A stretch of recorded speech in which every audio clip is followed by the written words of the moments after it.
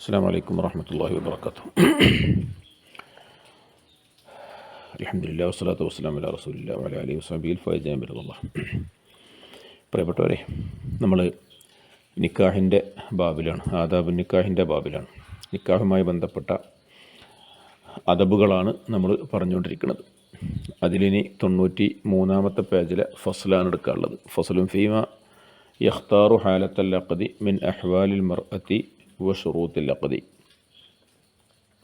അദ്ദേഹത്തിൻ്റെ പേര് അതാണ്. ഫസ്ലുൻ ഫീമ യഖ്താറു ഹാലത്തൽ അഖ്ദി, ഇടപാടിൻ്റെ അവസരത്തിൽ അഥവാ നിക്കാഹ് എന്ന് പറയുന്ന ഇടപാടിൻ്റെ അവസരത്തിൽ തിരഞ്ഞെടുക്കേണ്ട കാര്യങ്ങളെക്കുറിച്ച് പറയുന്ന ഫസ്ൽ. മിൻ അഹ്വാലിൽ മർഅത്തി, പെണ്ണിൻ്റെ സാഹചര്യങ്ങളാണ്, പെണ്ണിൻ്റെ എന്തൊക്കെ അഹ്വാലാണ് പരിഗണിക്കേണ്ടത്. അതുപോലെ അഖ്ദിൻ്റെ ഷർത്തുകൾ, നിക്കാഹാകുന്ന ആ ഇടപാടുണ്ട്, ആ ഇടപാടിൻ്റെ ഷർത്തുകൾ. ഇതിൽ ശ്രദ്ധിക്കാനുള്ളത്, കൂടുതൽ ഷർത്തുകൾ പറയില്ല, ഫിഖ്ഹിലാണ് നിങ്ങളത് കൂടുതൽ പഠിക്കുക. പിന്നെ ഇഹ്യാ ഉലൂമുദ്ദീൻ അങ്ങനെ ഒരു ആധികാരിക ഫിഖ്ഹിൻ്റെ ഗ്രന്ഥം എന്ന അർത്ഥത്തിൽ നമ്മൾ മനസ്സിലാക്കുകയും ചെയ്യരുത്. അപ്പോൾ ഫിഖ്ഹി മസ്അലകൾ പറയുന്ന നേരത്ത് ചെറിയ വ്യത്യാസങ്ങളൊക്കെ ഉണ്ടാവും നിങ്ങൾ ഫിഖ്ഹ് എന്ന് പഠിച്ചെന്ന്, അത് നിങ്ങൾ കാര്യമാക്കണ്ട. ഇതിൽ മറ്റു ആദാബുകളെക്കുറിച്ച് മാത്രം നമ്മൾ ഫോക്കസ് ചെയ്താൽ മതി. വശുറൂത്തുഹു ഹത്താ യന്നഖിദ. വശുറൂത്തുഹു ഇവിടെ ആദ്യം പറയുന്നത് നിക്കാഹിൻ്റെ ഷർത്തുകളാണ്. അത് ഷർത്ത്, റുക്ന് എന്നൊക്കെ പറയും. ഫിഖ്ഹിൽ ചിലപ്പോൾ നമ്മൾ റുക്ന് എന്ന് പറഞ്ഞ് പഠിച്ചിട്ടുണ്ടാവും. അത് ഭാഷാപരമായിട്ടുള്ള പ്രശ്നങ്ങൾ മാത്രമേ ഉള്ളൂ. അനിവാര്യമായ കാര്യങ്ങൾ എന്നതേ ഇവിടെ ഉദ്ദേശമുള്ളൂ. നിക്കാഹ് സ്വഹീഹാവാൻ അത്യാവശ്യമായിട്ടുള്ള കാര്യങ്ങൾ എന്നർത്ഥം. ഹത്താ യന്നഖിദ, നിക്കാഹ് സ്വഹീഹാവാൻ, നിക്കാഹായി മാറാൻ ഉള്ള ഷർത്തുകൾ 4 ഒന്ന് ഇതിനുൽ വലിയ, വലിയിൻ്റെ സമ്മതം. വലിയ എന്ന് പറഞ്ഞാൽ മനസ്സിലാവില്ല എല്ലാവർക്കും.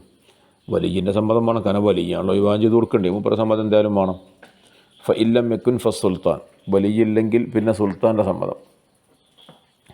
വലിയില്ലെങ്കിൽ എന്ന് പറഞ്ഞാൽ, വലിയില്ലാതിരിക്കുമ്പം സുൽത്താൻ എന്ന് പറഞ്ഞാൽ നമ്മുടെ നാട്ടിൽ ഖാളി എന്നുള്ളതാണ് വരിക. ഇസ്ലാമിക ഭരണകൂടം മറ്റൊന്നുമല്ലല്ലോ. അപ്പോൾ ഖാളി എന്നുള്ളതാണ് വരിക. അപ്പോൾ ഖാളി കെട്ടിച്ചെടുക്കുമ്പോൾ ഖാദിൻ്റെ സമ്മതം ഇല്ലാതെ ഖാദിക്ക് കെട്ടിച്ചെടുക്കാൻ കഴിയില്ലല്ലോ. അത്രയും ഉദ്ദേശമുള്ളൂ. മറ്റൊന്ന് റിളൽ മർഅത്തി, പെണ്ണിൻ്റെ റിള, പെണ്ണിന് തൃപ്തി വേണം. എപ്പം ഇൻകാനത്ത് സയ്യിബൻ, പെണ്ണ് കന്യകയല്ലെങ്കിൽ. സയ്യിബ് ബിക്ർ എന്ന് പറഞ്ഞാൽ അറിയുമായിരിക്കും. കന്യകയായ പെണ്ണിന് ബിക്ർ എന്ന് പറയും, കന്യകയല്ലാത്ത പെണ്ണിന് സയ്യിബ് എന്ന് പറയും. കന്യാശ്രമം നീക്കപ്പെട്ട പെണ്ണ്. സയ്യിബായ പെണ്ണാകുമ്പോൾ പെണ്ണിൻ്റെ സമ്മതം നിർബന്ധമാണ്. ബിക്റായ പെണ്ണാകുമ്പം സമ്മതം നിർബന്ധമല്ല, സുന്നത്താണ്. അറിയാലോ, ബാലിഗത്തൻ, പ്രായപൂർത്തി തികഞ്ഞവളായ നിരക്ക്. അവൻ പ്രായപൂർത്തിയായ സയ്യിബായ പെണ്ണാണെങ്കിൽ അവളെ സമ്മതം വേണം, റിള വേണം. വഹദൂർ ഷാഹിദേനി ലാഹിറയിൽ അദാലത്തി, വഹദൂർ ഷാഹിദേനി 2 സാക്ഷികൾ ഹാജരാവണം. ലാഹിറയിൽ അദാലത്തി, അദാലത്ത് പ്രത്യക്ഷമായ, നീതിമാന്മാരായ 2 സാക്ഷികൾ. അവരുടെ പ്രത്യക്ഷ ഭാവത്തിൽ അവർ ആദിലീയങ്ങളാണ്. അവരെ ഉള്ളിപ്പം നമുക്കറിയില്ലല്ലോ.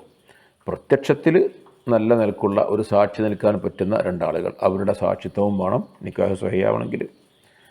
വയൻഅഖ്ദു ബി മസ്തൂറയിൽ ഹാലി, അവസ്ഥ മറക്കപ്പെട്ട 2 ആളെ കൊണ്ടും നിക്കാഹ് സ്വഹീഹാകും. ശ്രദ്ധിക്കണം, യൻഅഖ്ദു ബി മസ്തൂറയിൽ ഹാല് മറക്കപ്പെട്ട 2 ആളുകൾ. അതായത് 2 ആൾക്കാർ സാക്ഷി നിന്നിട്ടുണ്ട്.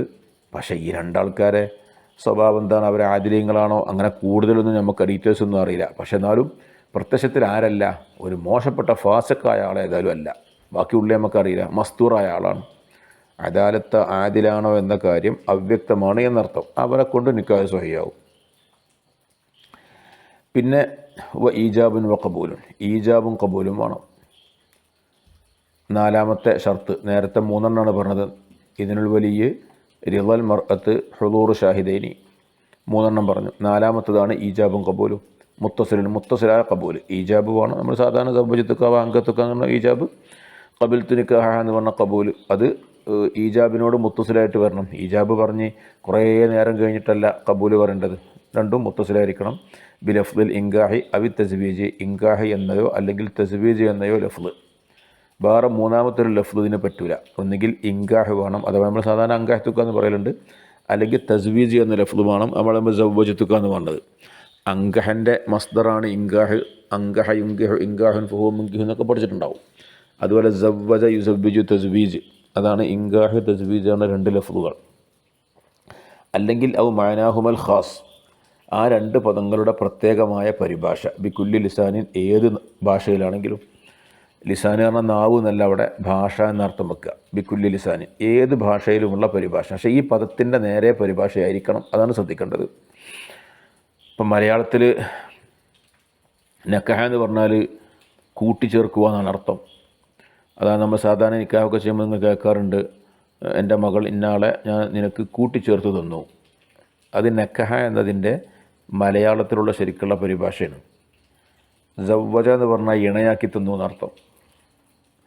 നമ്മൾ സാധാരണ ഈ കെട്ടിച്ചു തന്നു, വിവാഹം ചെയ്തു തന്നു ഇങ്ങനെയൊക്കെ പറഞ്ഞാൽ നേരെ പരിഭാഷ ആവില്ല.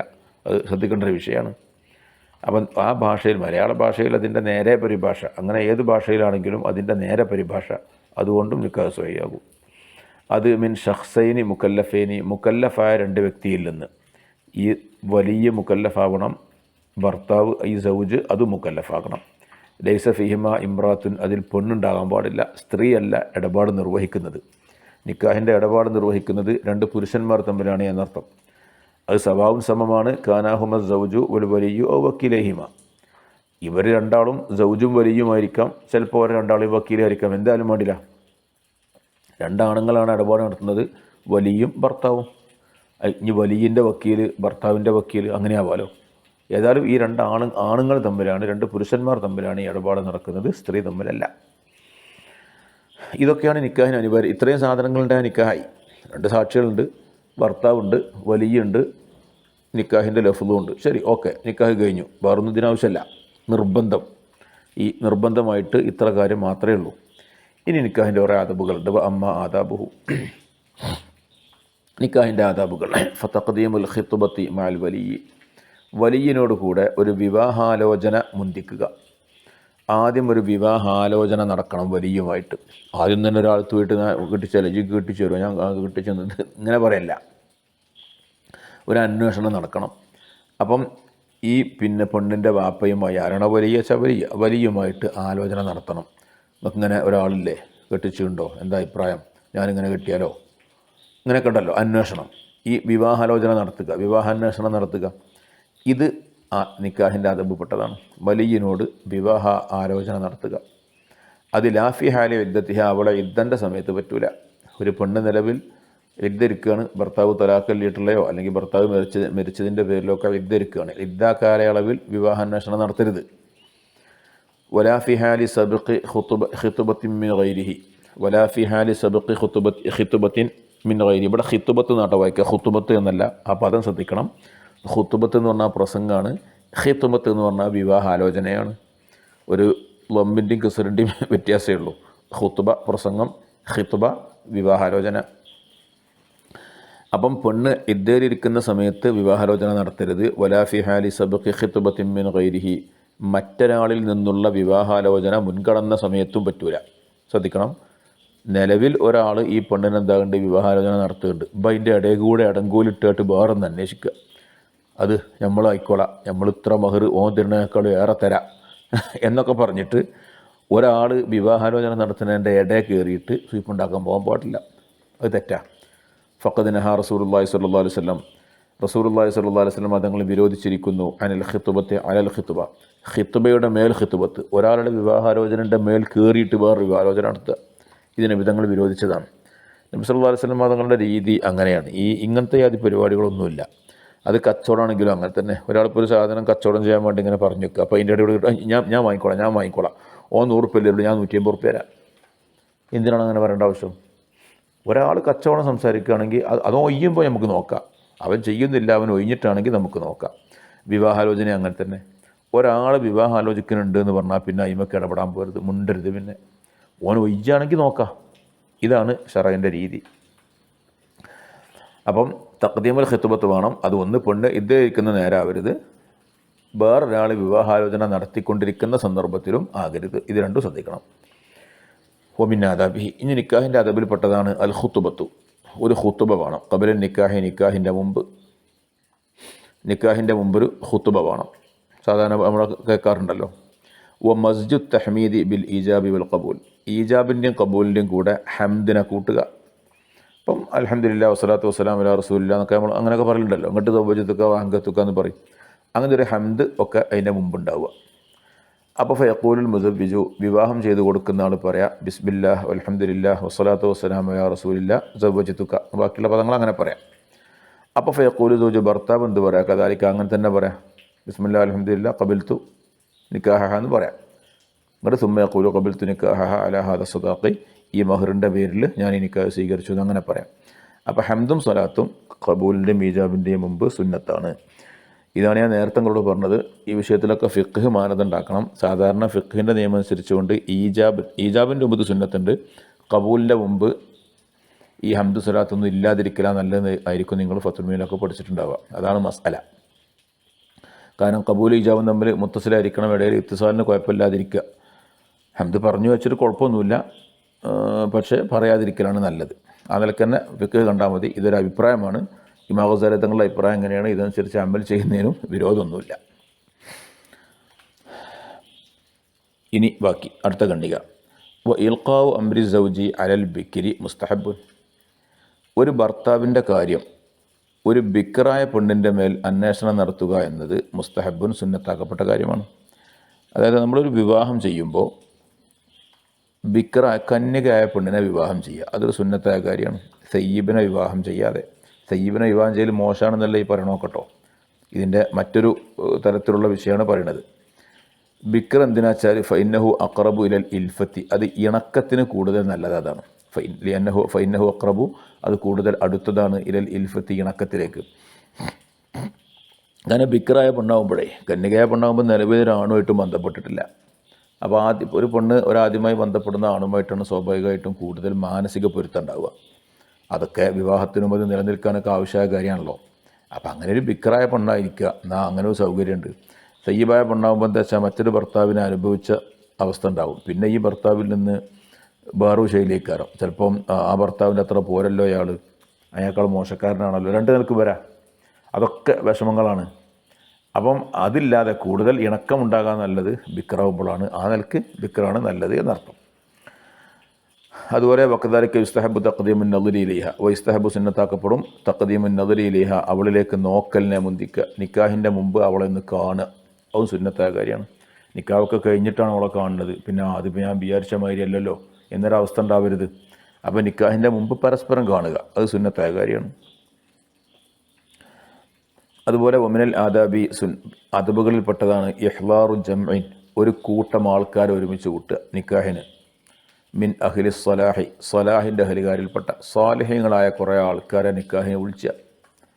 അതിൽ ഇസ്തിൽഹാരി, ഇങ്ങോട്ട് പബ്ലിക്കാക്കാൻ വേണ്ടിയിട്ട്. നിക്കാഹ് എന്ന് പറഞ്ഞാൽ സ്വകാര്യമായി നടക്കേണ്ട ഒരു ഇടപാടല്ല, പരസ്യമായി എല്ലാവരും കാണാൻ നടക്കേണ്ട ഒരു ഇടപാടാണ്. വറ അൽ അദിലൈനി, ആദിലീങ്ങൾക്ക് പുറമെ. രണ്ട് ആദിലീങ്ങൾ സാക്ഷ്യമാണെന്ന് നേരത്തെ പറഞ്ഞു, അത്ര മതി നിക്കാഹ് സ്വഹിയാവാൻ. അപ്പോൾ പിന്നെ രണ്ടാളെ മാത്രം വിളിച്ച് വേറെ ആരോടും പറയാതെ നിക്കാഹ് വെച്ചാൽ നിക്കാഹൊക്കെ ശരിയാവും. പക്ഷേ നിക്കാഹിൻ്റെ അദബ് കുറേ ആൾക്കാരെ വിളിക്കുക, ആക്കെ സാലിഹ്യങ്ങളാവുക. ഏതെങ്കിലും അണ്ടനെയും അടകോടനെയും പിന്നെ എല്ലാ ജാതി സാധനങ്ങളെയും വിളിച്ചുവിട്ടിട്ടാണ് നിക്കാഹ് നടത്തുന്നത്. നിക്കാഹിന് സാലിഹ്യങ്ങളായ മനുഷ്യന്മാരെ വിളിക്കുക. അങ്ങനെ സാലിഹ്യങ്ങളായ ആളുകളുടെ സദസ്സിൽ വെച്ചിട്ട് നിക്കാഹ് നടത്തുക, അതൊക്കെ ഒരു അദബിൽപ്പെട്ട കാര്യമാണ്. നിക്കാഹ് സ്വഹിയാവാൻ പോലൊക്കെ പണമാണെന്നില്ല, രണ്ട് സാക്ഷികൾ ഉണ്ടായാൽ മതി, അത് വേറെ കാര്യം. വയമ്പക അത്യാവശ്യമാകും അയ്യൻവിയ ബിൻ നിക്കാഹ്, നിക്കാഹ് കൊണ്ട് ഉദ്ദേശിക്കൽ. നമ്മൾ നിക്കാഹ് ചെയ്യുമ്പോൾ എന്തായിരിക്കണം ഉദ്ദേശം? സാധാരണ നിക്കാഹ് നടത്തുമ്പോൾ നമുക്ക് പലയാതി ഉദ്ദേശങ്ങൾ ഉണ്ടാവും, ഇന്നത്തെ കാലത്ത് പ്രത്യേകിച്ചും. ഇതൊക്കെ എന്തിനാണ് ശരിക്കും നിക്കാഹ്? നിക്കാഹ് കൊണ്ട് ഉദ്ദേശിക്കേണ്ടത് ഗള്ളുൽ ബസർ, ഒന്ന് കണ്ണ് പൂട്ടുക എന്നുള്ളതിനെയാണ്. വിശുദ്ധ ഖുർആനിൽ കാണാം, ഖുല്ലിൽ മുഅ്മിനീന യഗ്ളൂ മിൻ അബ്സാരിഹിം വയഹ്ഫദൂ ഫുറൂജഹും. അതുപോലെ വഖുല്ലിൽ മുഅ്മിനാത്തി യഗ്ളുദ്ന മിൻ അബ്സാരിഹിന്ന വയഹ്ഫദന ഫുറൂജഹുന്ന. ആണുങ്ങളോട് പറയണം അവർ കണ്ണു ചിമ്പണം, അവരുടെ ഗുഹ്യഭാഗം സൂക്ഷിക്കണം. പെണ്ണുങ്ങളോട് നിബേധങ്ങൾ പറയണം, അവർ കണ്ണു ചിമ്പണം, അവരും ഗുഹ്യഭാഗം സൂക്ഷിക്കണം. ആൺ പെൺ വർഗ്ഗങ്ങൾ തമ്മിൽ പരസ്പരം ദർശിക്കുവാൻ ഇടവരാത്ത വിധം വിഷയങ്ങളെ കൈകാര്യം ചെയ്യണമെന്നതാണ് ദീൻ. അപ്പം ആണ് പെണ്ണിനെ കാണുമ്പം കണ്ണ് ചിമ്പണം, പെണ്ണ് ആണിനെ കാണുമ്പം കണ്ണ് ചിമ്പണം. എന്നാൽ കണ്ണിമ്പം എന്ന് പറഞ്ഞാൽ മറ്റൊരാളെ കാണാൻ ഇടവരാതിരിക്കുക. അപ്പോൾ എന്തിനാണ് വിവാഹം ചെയ്യണത്? ഇവൻ വിവാഹം ചെയ്യാതിരിക്കുമ്പോൾ ഓനെല്ലാ ബസ് സ്റ്റോപ്പിലും ഇരുന്നിട്ട് ഓരോ പെണ്ണുങ്ങളങ്ങനെ നോക്കിക്കൊണ്ടിരിക്കും. ഓൻ ഇങ്ങനെ ഏതെങ്കിലുമൊക്കെ പോകുമ്പോൾ കാണുന്ന പെണ്ണുങ്ങളെ നോക്കുന്ന പണിയായിരിക്കും. ഇനി പെണ്ണാണെങ്കിൽ ചിലപ്പോൾ എനിക്കൊരാണില്ലല്ലോ, അപ്പോൾ ഇങ്ങനെ കാണുന്ന ആണുങ്ങളൊക്കെ ഇങ്ങനെ ഓള് നോക്കുക. ഈ സംഗതി ഇല്ലാതാകാൻ നമുക്ക് ഒരു ഇണ വേണം. അപ്പോൾ പിന്നെ അവളുമായിട്ട് അല്ലെങ്കിൽ അവനുമായിട്ട് മതിയല്ലോ ഈ ഇടപാടുകളൊക്കെ. അപ്പോൾ നമ്മുടെ കണ്ണിനെ സംരക്ഷിക്കാൻ സാധിക്കുന്നു, ഗള്ളുൽ ബസർ എന്നതുണ്ടാകും. അപ്പോൾ ഞാൻ എന്തിനു വിവാഹം ചെയ്യണം? എൻ്റെ കണ്ണ് സംരക്ഷിക്കാൻ, ഞാൻ അനാവശ്യ സ്ഥലത്തേക്ക് നോക്കാതിരിക്കാൻ. അതിനാണ് ഞാൻ വിവാഹം ചെയ്യുന്നത്, ഒരു ഉദ്ദേശമാണ്. മറ്റൊന്ന് തൊലബുൽ വലതി സ്വാലിഹായ കുട്ടികളുണ്ടാകുക. അതൊരു ഉദ്ദേശമാണ്. വിവാഹം ചെയ്ത കുട്ടികളുണ്ടാവില്ലല്ലോ. ഇങ്ങോട്ട് തക്സീറുൽ ഉമ്മത്തിനെ അധികരിപ്പിക്കുക. നോക്കൂ, ഒരു ഉദ്ദേശമാണ് ഇത് നിക്കാഹിൻ്റെ. സ്വാലിഹീങ്ങളായ മക്കളുണ്ടാകുക, അങ്ങനെ ഉമ്മത്തിൽ കുറേ ആൾക്കാരുണ്ടാകട്ടെ. നബി സല്ലല്ലാഹു അലൈഹി വസല്ലം തങ്ങൾ പറഞ്ഞു, ഫഇന്നി മുകാസിറും ബിക്കുമുൽ ഉമമ യൗമൽ ഖിയാമ, ഞാൻ ഖിയാമത്ത് നാളിൽ മറ്റ് സമുദായങ്ങളുടെ മുമ്പിൽ ഞാൻ ഫഖർ പറയും. കണ്ടില്ലേ, എൻ്റെ ഉമ്മത്തിൻ്റെ എണ്ണം കണ്ടില്ലേ, ഉമ്മത്തിൻ്റെ വലുപ്പം, ഉമ്മത്തിൻ്റെ അംഗങ്ങളുടെ എണ്ണം പറഞ്ഞുകൊണ്ട് റസൂലുള്ളാഹി സ്വല്ലല്ലാഹു അലൈഹി വസല്ലം തങ്ങൾ അഭിമാനിക്കും അത്രേ മഹ്ശറയിൽ. നബി സല്ലല്ലാഹു അലൈഹി വസല്ലം തങ്ങൾക്ക് അഭിമാനമുണ്ടാക്കി കൊടുക്കാൻ തന്നാലാവുന്നത് നമ്മളും ചെയ്യാം. ഈ ഉമ്മത്തിന് കുറച്ച് ആൾക്കാരുണ്ടാകട്ടെ, അങ്ങനെ കുട്ടികളുണ്ടാവുക, അത് സ്വാലിഹീങ്ങളായിരിക്കാൻ ആഗ്രഹിക്കണം. അപ്പോൾ ഇതൊക്കെയാണ് നിക്കാഹ് കൊണ്ട് ഇതൊക്കെ ഉദ്ദേശിക്കുക. അത് അത്യാവശ്യമായ കാര്യമാണ്. മറ്റെന്തെങ്കിലും എനിക്ക് ജോലി എടുക്കാൻ ഒരാൾ വേണം, ഈ ലക്ഷ്യത്തിനാകരുത്. വമിന ഷറായിത്തി, ഈ നിക്കാഹിൻ്റെ ഷർത്തുപ്പെട്ടതാണ് മറ്റൊന്ന്, അല്ലാ തക്കൂന റഖീഖത്തൻ, അടിമയാവാതിരിക്കുക. മാദാമ സൗജു ഖാദിറൻ അലാ മഹ്റിൽ ഹുറത്തി, ഭർത്താവ് ഒരു സ്വതന്ത്ര പെണ്ണിന് കൊടുക്കാനുള്ള മഹറിന് സാധ്യമാകുന്ന കാലത്തോളം. പിന്നെ അടിമകളൊന്നും ഇല്ലാത്ത കാലമാണ്, കൂടുതൽ അയിമലൊന്നും മെനക്കെടണ്ട. അതായത് ഒരു സ്വതന്ത്ര സ്ത്രീക്ക് കൊടുക്കാനുള്ള മഹർ കൊടുക്കാനുള്ള കഴിവുള്ള ഭർത്താവാണ്, അവൻ എന്ത് ചെയ്യരുത്, അടിമ സ്ത്രീയെ വിവാഹം ചെയ്യരുത്. കാരണം അടിമ സ്ത്രീയെ വിവാഹം ചെയ്യുമ്പോൾ കുട്ടികളൊക്കെ അടിമയായിട്ട് മാറും. അപ്പം സ്വതന്ത്ര സ്ത്രീക്ക് മഹർ കൊടുക്കാനുള്ള വകുപ്പുള്ള ഒരാളാണ്, എന്നാൽ പിന്നെ അടിമനെ കെട്ടരുത് എന്നർത്ഥം. അതുപോലെ വലാ തക്കൂനും മെഹറമത്തൻ മിനറുവായി, മുലകുടി ബന്ധത്തിലൂടെ വിവാഹബന്ധം ഹറാമായവരുമാകരുത്. സാധാരണ നമ്മൾ കുടുംബബന്ധത്തിൻ്റെ ബന്ധം മാത്രം നോക്കിയാൽ പോരാ, വിവാഹബന്ധം വഴി മുലകുടി ബന്ധം വഴി ബന്ധമുണ്ടോ എന്നതും വേണം നോക്കുക എന്നർത്ഥം. കാരണം ഫൈന്നഹു യഹ്റമു മിനറുവായി, മുലകുടി ബന്ധം വഴി ഹറാമാകും. മാ യഹ്റമു മിനൻ നസബി, തറവാട് ബന്ധത്തിലൂടെ ഹറാമാകുന്നതൊക്കെ മുലകുടി ബന്ധം വഴിയും ഹറാമാകും. വൽ മുഹരിമു, വിവാഹബന്ധം ഹറാമാക്കുന്ന മുലകുടി ഖംസു റളഅത്തിൻ, 5 തവണ മുല കൊടുക്കലാണ്. വമാ ദൂനഹാ ലാ യുഹരിമു, 5-ൽ താഴെയുള്ളത് വിവാഹബന്ധത്തെ ഹറാമാക്കൂല. നിങ്ങളിത് ഫിഖ്ഹിൽ പഠിച്ചിട്ടുണ്ടാവും ഞാൻ മനസ്സിലാക്കുന്നു. പിന്നെ നിക്കാഹിൻ്റെ ഈ മുലകുടി ബന്ധം എന്ന് പറഞ്ഞാൽ 5 വട്ടം ഒരു സ്ത്രീയുടെ മുല കുടിക്കുക ഒരു കുട്ടി 2 വയസ്സ് പൂർത്തിയാകുന്നതിന് മുമ്പ്. 2 വയസ്സ് പൂർത്തിയാകുന്നതിന് മുമ്പ് 5 വട്ടം ഒരു പെണ്ണിൻ്റെ മുല കുടിക്കുക, അതിൻ്റെ കണക്ക്. അങ്ങനെ 5 വട്ടം മുല കുടിച്ചാലാണ് ആ പെണ്ണ് ഈ കുട്ടിൻ്റെ മുലകുടി ബന്ധത്തിലൂടെയുള്ള ഉമ്മയാകും. അങ്ങനെ പിന്നെ ആ അമ്മാൻ്റെ ഏട്ടത്തൊക്കെ മൂത്തമ്മാവും, അഞ്ചത്തൊക്കെ ഇളയമാവും, പിന്നെ ആങ്ങളാരൊക്കെ അമ്മോനാവും, അങ്ങനെ പോവും. പിന്നെ ആ പെണ്ണിൻ്റെ ഉമ്മ ഈ കുട്ടീൻ്റെ വല്യമ്മാവും, അങ്ങനെ. അതായത് 5 തവണ മുല കൊടുക്കുക. 5 തവണ താഴെയാണെങ്കിൽ എന്താവില്ല, പിന്നെ അതുകൊണ്ട് മുലകുടി ബന്ധം സ്ഥിരപ്പെടില്ല. ഇനി അമ്മൽ ഖിസാലുൽ മത്ലൂബത്തുൽ ദവാമിൽ ഐഷി, ജീവിതം നിലനിൽക്കാൻ തേടപ്പെട്ട കാര്യം, ഫസമാന്യത്തിന് 8ആണ്. ഇങ്ങനെയൊക്കെ വിവാഹമൊക്കെ ഇങ്ങനെ കഴിഞ്ഞ്, നിക്കാഹൊക്കെ കഴിഞ്ഞ്, ഇനി ഈ ബന്ധം നിലക്കണം കാലാകാലം. കല്യാണമൊക്കെ ഇങ്ങനെ ഭയങ്കര സംഭവമായിട്ട് എടുക്കും, പിന്നെ കാണാൻ ഒരാഴ്ച കഴിയുമ്പോൾ ഇതൊക്കെ കോലം മാറുന്നു. അപ്പോൾ ഈ ബന്ധം കാലാകാലം നിലനിൽക്കാനുള്ള ബന്ധമാണ്. അങ്ങനെ നിലനിൽക്കണമെങ്കിൽ 8 കാര്യം ഉണ്ടാവണം. ഈ 8 കാര്യം ഉണ്ടെങ്കിലേ ബന്ധം നിലനിൽക്കുള്ളൂ, ഇല്ലെങ്കിൽ പൊളി. എന്താ 8 കാര്യം? ഒന്ന് അദ്ദീൻ, ഒന്ന് ദീനാണ്. ഈ ആണിനും പെണ്ണിനും ദീന് പ്രമുഖ സ്ഥാനം കൊടുക്കാൻ പറ്റുന്നവരായിരിക്കണം. ഫസ്റ്റ് പ്രയോറിറ്റി ഏത് വിഷയത്തിലും ദീനിനായിരിക്കണം. ദീനല്ലാത്ത കാര്യങ്ങൾക്ക് പ്രയോറിറ്റി കൊടുക്കാൻ തുടങ്ങിക്കഴിഞ്ഞാൽ ആ ബന്ധം നിലനിൽക്കാൻ പ്രയാസമായിരിക്കും. കാരണം 2 പേർക്കും താല്പര്യങ്ങളുണ്ടാവും. ആണും പെണ്ണിനൊക്കെ താല്പര്യം, മനുഷ്യന്മാർക്ക് താല്പര്യം ഉണ്ടാവും. സ്വാർത്ഥതയ്ക്ക് വേണ്ടി പലപ്പോഴും ആ സ്വാർത്ഥതയുടെ പിന്നാലെ പോകും. അപ്പോൾ ഞാൻ വിചാരിച്ചത് നടക്കണം എന്ന് ഓരോരുത്തരും വിചാരിക്കും. അവിടെ ദീൻ എന്താണോ അത് നടക്കണം എന്ന ലക്ഷ്യത്തിലേക്ക് 2 പേരും എത്തിപ്പെടും. അതാണ് അതിൻ്റെ പ്രത്യേകത. അപ്പോൾ ദീൻ ഉണ്ടാവണം. മറ്റൊന്ന് പോലെ ഖുലുഖുൽ ഹസനു, നല്ല സ്വഭാവം, സൽസ്വഭാവം ഇല്ലെങ്കിൽ ബന്ധം നിലക്കൂല.